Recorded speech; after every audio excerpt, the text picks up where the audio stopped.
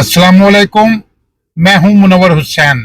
मैं आज आपको गाड़ी के एक ऐसे सिस्टम के हवाले से मालूमात दूंगा जिसकी तरफ ड्राइवरों का ध्यान ही नहीं जाता।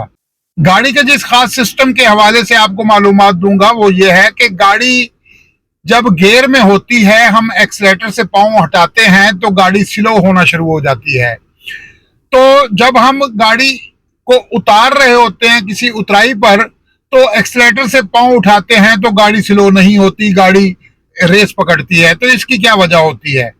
जब हम सीधी सड़क पर गाड़ी चला रहे होते हैं, जैसे ही हम एक्सीलेटर से पांव हटाते हैं, गाड़ी किसी भी गियर में हो तो थोड़े से फासले के अंदर गाड़ी रुक जाती है। जबकि हम उतराई जब उतर रहे होते हैं उस वक्त हम किसी भी गियर में हो, एक्सीलेटर से पांव हटा भी लें तो बावजूद इसके गाड़ी स्लो नहीं होती। उसकी वजह यह होती है कि गाड़ी का इंजन जो है वो ड्राइवर से पेट्रोल खर्च करने का जो अख्तियार है वो खुद अपने पास ले लेता है, यानी ड्राइवर से ये अख्तियार छीन लेता है। आपने देखा होगा उतराई उतरते वक्त गाड़ी का इंजन खुद ब खुद रेस हो जाता है। हालांकि एक्सीलेटर हम नहीं दे रहे होते, हमारा पांव हटा हुआ होता है, लेकिन इसके बावजूद गाड़ी जो है रेस खुद ब खुद पकड़ रही होती है और गाड़ी की स्पीड बढ़ा रही होती है, और जिसको हम ब्रेक लगाकर कंट्रोल कर रहे होते हैं। मिसाल के तौर पर चौथे गियर में हम उतर रहे हैं तो गाड़ी 70-80 की स्पीड पर चली जाती है, जबकि हम चाहते हैं कि गाड़ी की स्पीड 50 पर रहे। तो फिर हम गाड़ी को 60 पर ले आके स्लो करके हम उसका तीसरा गियर लगाते हैं, तो उसके बाद भी गाड़ी जो है 50-60 पर नहीं रहती, उससे भी कहीं ऊपर स्पीड बढ़ा लेती है। तो इस दौरान क्या होता है? होता यह है कि एक्सीलेटर हम नहीं दे रहे होते, बावजूद इसके गाड़ी खुद ब खुद जो है कार्बोरेटर से पेट्रोल अपनी उतराई की कंडीशन के मुताबिक गाड़ी से ले लेती है और खर्च करती रहती है। तो जैसे ही हम स्पीड कंट्रोल करने के लिए ब्रेक लगाकर उस इंजन के आरपीएम को, यानी इंजन की रेस को कम रखने की कोशिश करते हैं ताकि गाड़ी लिमिट से ऊपर न जाए। मिसाल के तौर पर तीसरे गियर में ज्यादा से ज्यादा 60 की स्पीड पर गाड़ी उतरनी चाहिए, अगर वो 70 पर जाएगी तो फिर हमें ब्रेक लगाकर गाड़ी को कंट्रोल करके नीचे लाना पड़ेगा 60 पर या 60 से कम स्पीड पर। तो कहने का मतलब ये था कि मैदानी सड़क पर जब हम चल रहे होते हैं तो उस वक्त एक्सीलेटर से जैसे ही पांव हटाते हैं तो गाड़ी रुकना शुरू हो जाती है। इसकी क्या वजह होती है? असल में होता यह है कि जैसे ही हम एक्सीलेटर से पांव हटाते हैं तो गाड़ी के इंजन को पेट्रोल मिलना कम हो जाता है।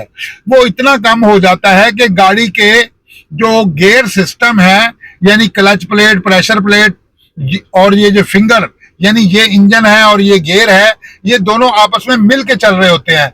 जैसे ही इंजन स्लो होता है, ये चूंकि क्लच प्लेट और प्रेशर प्लेट इसके साथ मिली हुई होती है, तो इस वजह से इंजन के स्लो होते ही इसके चक्कर भी कम होना शुरू हो जाते हैं। जैसे ही इंजन के चक्कर कम होते हैं पेट्रोल ना मिलने की वजह से, गियर के भी चक्कर उसी तरह कम होते हैं और गाड़ी रुकना शुरू हो जाती है। क्योंकि गाड़ी के व्हीलों के घूमने का जो सिस्टम है वो इंजन की पावर से है, तो एक्सीलेटर से पांव हटाते ही वो पावर तो हम उसकी रोक देते हैं, यानी कि पेट्रोल गाड़ी को मिलना रुक जाता है। तो उससे फिर गियर जो है वो गाड़ी के व्हीलों को भी रोकना शुरू कर देता है।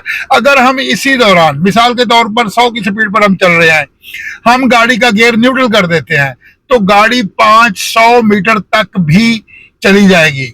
अगर हम गियर में होंगे 100 की स्पीड पर, एक्सीलेटर से पांव उठा लेंगे तो गाड़ी 200 मीटर भी शायद मुश्किल से जाएगी और रुक जाएगी। उसकी क्या वजह होगी कि जैसे ही इंजन की स्पीड नीचे आएगी वो गियर की स्पीड को कम करेगा और गियर जो है व्हीलों की स्पीड को कम करेगा, तो इससे गाड़ी बिल्कुल स्लो हो जाएगी। तो ये है जिसकी तरफ ड्राइवरों का ध्यान नहीं जाता और ड्राइवर इस बात को समझने की फिक्र नहीं करते। अब एक सवाल था, उसका जवाब भी देता चलूं कि गाड़ी को मोड़ काटते वक्त क्लच और ब्रेक का इस्तेमाल कैसे करना चाहिए। ये किसी नए ड्राइवर का है जो अभी ड्राइविंग सीख रहा है। तो इसका जवाब ये है कि पहले नंबर पर तो मोड़ की नौयत है। मोड़ आप सिटी एरिया के किसी चौक पर मुड़ रहे हैं या आप किसी कॉलोनी में मुड़ रहे हैं, तो ये डिपेंड करता है आपकी स्पीड पर। मिसाल के तौर पर आप सिटी एरिया के चौक पर से गाड़ी अगर मोड़ना चाहते हैं तो आप चौथे गियर में अगर आ रहे हैं तो यकीनन आप ब्रेक लगाएंगे तो क्लच दबाएंगे तो इसी दौरान गाड़ी आप मोड़ लेंगे। यानी कि मोड़ की मुनासिबत से आप गाड़ी स्लो करेंगे ना, तो उस वक्त आपका क्लच जो है खुद ब खुद ही दबा हुआ होगा और ब्रेक तो आपको चौक पर मुड़ने के लिए लगानी ही पड़ेगी। तो फिर जैसे ही मोड़ कट जाएगा तो उस वक्त जो गाड़ी की स्पीड होगी उसके मुताबिक आप गियर शिफ्ट करके आगे अपने सफर को जारी रखेंगे। अगर आप किसी कॉलोनी में से मोड़ मुड़ना चाह रहे हैं तो वहां पर क्या होता है कि आप दूसरे गियर में हैं या तीसरे गियर में हैं, तो जैसे ही मोड़ आएगा तो आपको क्लच भी दबाना पड़ेगा और ब्रेक भी लगानी पड़ेगी।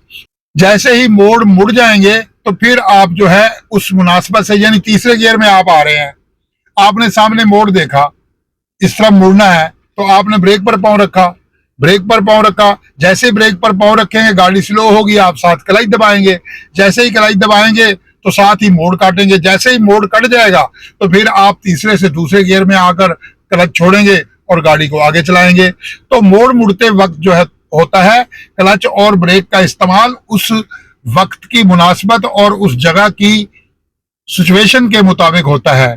तो मुझे उम्मीद है कि आपको ये गाड़ी का गियर जो ब्रेक का इस्तेमाल है मोड़ में वो आपको समझ आ चुका होगा।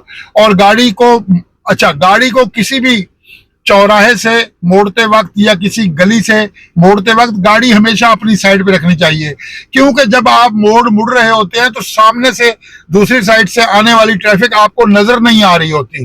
वो चाहे सामने से मोटरसाइकिल आ रहा हो, कोई रिक्शा आ रहा हो, कोई चीज आ रहा हो, वो आपको नजर नहीं आ रही। आपको चाहिए कि आप अपनी लेफ्ट साइड पर रहकर गाड़ी को मोड़ें ताकि सामने से आने वाली गाड़ी का रास्ता आपकी वजह से न रुके। लेकिन मैं देखता हूं कुछ लोग जो है इस चीज की परवाह किए बगैर गाड़ी को सेंटर में रखकर या राइट पर रखकर भी मोड़ देते हैं, जिसके नतीजे में सामने से आने वाली गाड़ी को रुकना पड़ता है या इनको भी उसको देखकर रुकना पड़ता है। तो हमेशा अपनी साइड का ध्यान रखना और सामने से आने वाली ट्रैफिक का रास्ता छोड़कर मुड़ना, ये समझदार ड्राइविंग है। तो आज की वीडियो में सिर्फ इतना ही। मिलते हैं नेक्स्ट वीडियो में। चैनल को सब्सक्राइब कीजिएगा। खुदा हाफिज।